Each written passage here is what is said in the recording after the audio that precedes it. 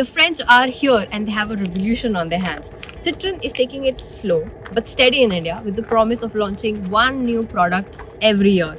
And for their third launch, they have the electric version of the C3, the EC3 in India. Now, we do not have a lot of affordable electric cars in India, so this one is very important. Currently, its arch nemesis, the Tiago EV, has a starting price of Rs 8.45 lakhs. So this one needs to buck up because the price is what is going to make it or break it in India. Now, much like the bigger C5 Aircross and the C3, the EC3 is also available in two variants, live and feel. This particular variant is the top variant, feel, with customizable options. Now this one has a lot of features which are not part of the standard vehicle, not even the top variant, but a lot of features get in the customization. For example, these 15-inch alloy wheels are not part of the top variant but a part of the 3 customized packs that are offered with the EC3. Exterior colors, there are 13 different combination of exterior colors, but don't get too excited because the options will be between shades of grey, orange and white. Now, coming to the overall silhouette of this car. Since this is based on the petrol version C3, the resemblance is uncanny. So much so that on the road, the only thing that will set both of them apart is going to be the green color plate, the license plate of the EC3 that depicts that it is an electric vehicle. Other than that, it has very subtle telltales. For example, this E mark, which is right here, orange covers here and here, which are again part of the customization pack. The overall mini hatchback with a twist silhouette is followed from the C3 to the EC3. It is like a hatchback with the proportions of a subcompact SUV. It has a very tall bonnet. It has an extremely large body stance and roof rails that further give it a very SUV-ish design. At the front, the elements that made the C3 special, like these grills combining to make the chevron pattern of the Citroen that further go into the LED DRLs, are the same carried forward. It also gets halogen lamps and fog lamps, and these accents are what make it very quirky and stand apart, stand alone in the crowd. One other telltale that this is an electric vehicle is that it gets a E letter in front of the C3, which the petrol version does not. The boot is quite spacious. It's 320 liters. This is more than the Tiago EV, and it also has a parcel tray. It is very important for electric vehicles to offer a good storage space because sometimes the battery takes a lot of space, and for the EC3 the battery is right under the vehicle, so we have a lot of space here, which is a great plus point. Black claddings all over the rear that further enhance its SUV-ish appeal, but the rear also gets these orange accents up and the Citroen logo and badging in the middle. All in all, it's very compact and edgy in my opinion. The orange makes it pop, and combined with grey and white, it really mutes it down as well.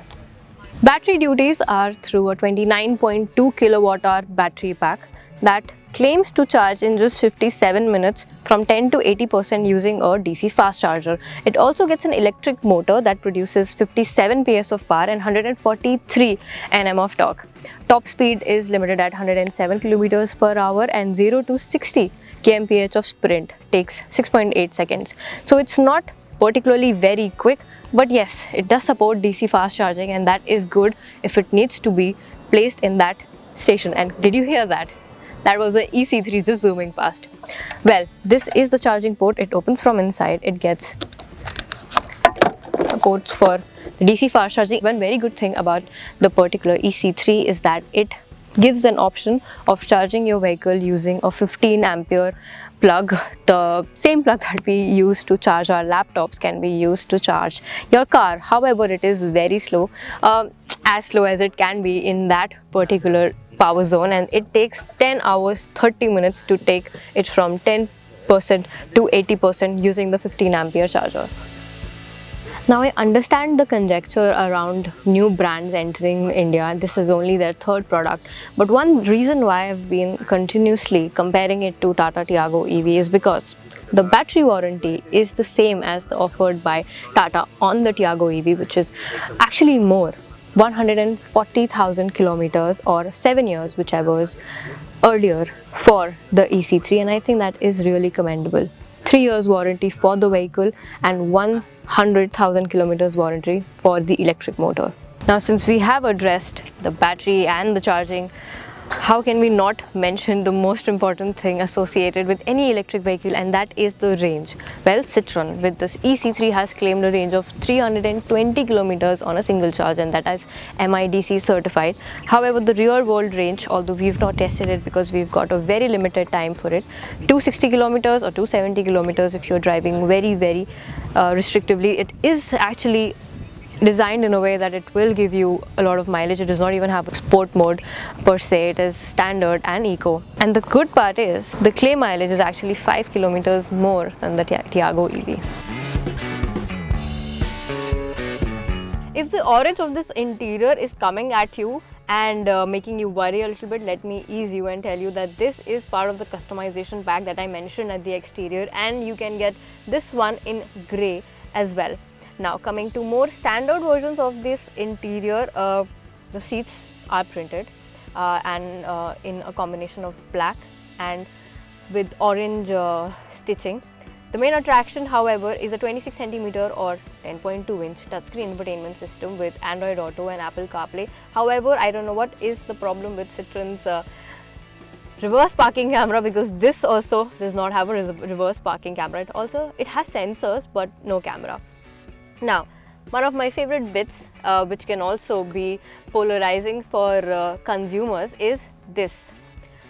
The drive mode selector for this particular car. You get a knob-like feature which is also present in the bigger sibling, the C5 Aircross. However, in a more bigger and more elaborate form, this one just goes reverse, neutral and drive. It also has an eco mode.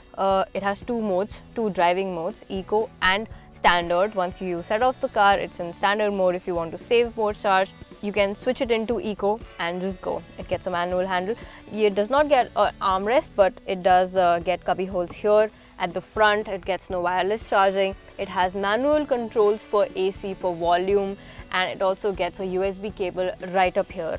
Now, there are manual controls for the light. The rear view camera is also manually adjustable. There are, however, scratchy and hard plastics around the cabin as well, but there's also shiny material which balances it out very nicely. This is the key of the vehicle. You put it inside, you turn it on, and it just turns on. You get the switches for the lights here that are also manual, and the control to open the charging boot is also here. Now we are at the rear seat of EC3, and since this is a very tall vehicle, 1600 millimeters in height with the roof rails, the headroom, as you can say, is adequate for a small person like me. My height is 5'4". With the driving seat, as per my driving style, there is ample amount of leg room. However, seating 3 people side by side is going to be a bit hassle. What is good is that it gets 3 seat belts, although it does not get 3 headrests. Sitting 2 people here will be a very comfortable job. You get a decent amount of glass area. There are 2 magazine holders. There are cubby holes at both doors. There's also 2 charging sockets at the rear, which is a nice touch. You also get a bottle holder, and controls for your window are down right here. As for the seats, the underthigh support could have been a little bit better, and the bolstering is, however, on the good side. The absence of any tunnel in the middle actually makes it a little bit better for 3 small adults to sit here.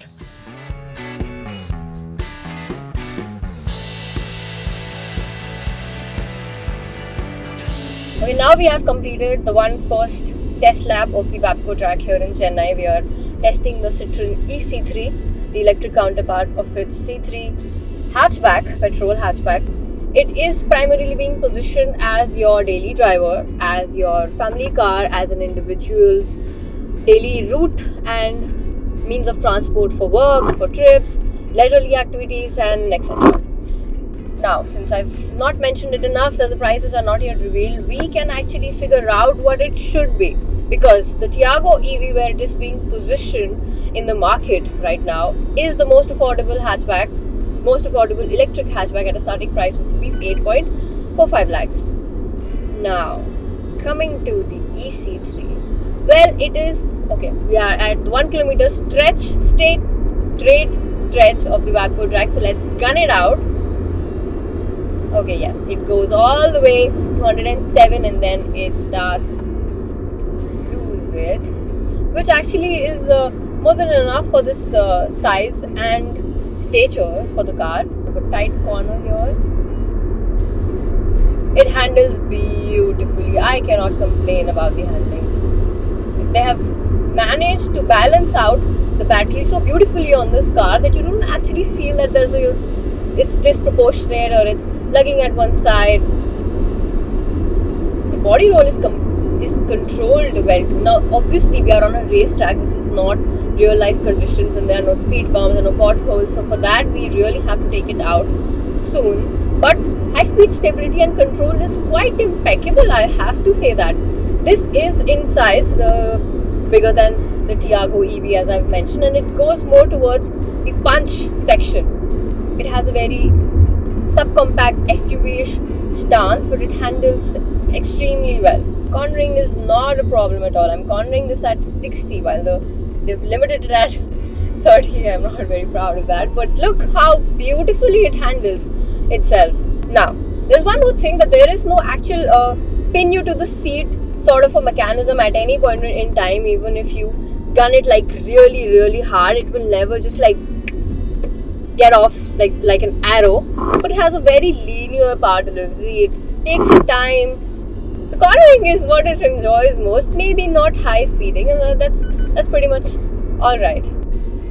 It builds up speed very nice. It is mated to a 1-speed automatic transmission that is the same toggle as the C5 Aircross, its biggest sibling. Of course, in a much muted design. It has the reverse, neutral and drive, yard and drive. It has 2 modes, standard and eco, so obviously it's not actually looking to push its limit, is it? Otherwise you would have had a sport mode.